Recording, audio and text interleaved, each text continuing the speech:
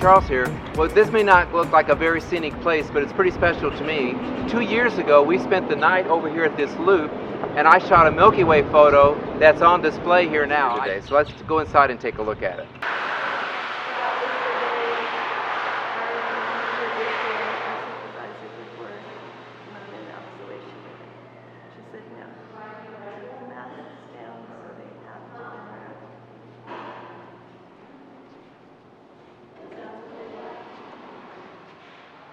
Hey, Charles from Southern Indiana. Well, my wife and I are on our way back from a quick trip to Colorado, and we're headed back through Kansas City. And I stopped at the visitor center here, the first one as you come in from Colorado heading east. And a couple years ago, I took this photo. And I took a picture of the Milky Way back there. And then I came around and took a picture of the visitor center, got back home, put it on my computer, and merged them. And I sent a copy here. I think email at first, and then I mailed this to them, and I didn't know if this is up yet. I hadn't heard yet. So I was in here and was excited to see it up on the wall here on display. So it was a fun moment today as we're heading east, and I really appreciate that they did this.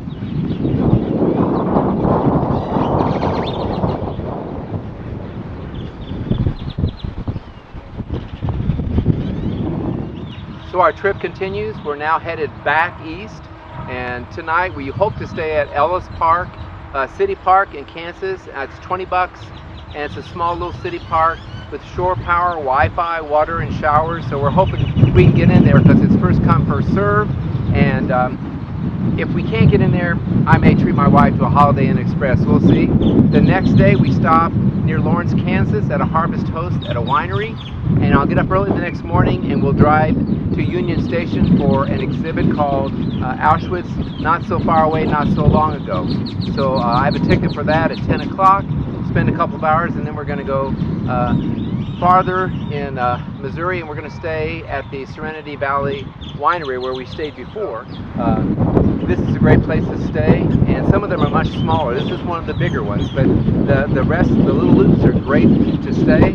And again, it's going to be windy. When we were coming through here the other day, it was incredible winds. They didn't have high wind warnings, but boy, it blew us around. But it's still windy as always. And so Susie just took an hour drive for me, and so I'm ready to get us going. I think we have less than 2 hours to Ellis, so we hope we can get into the campground, and hopefully it's not too hot tonight.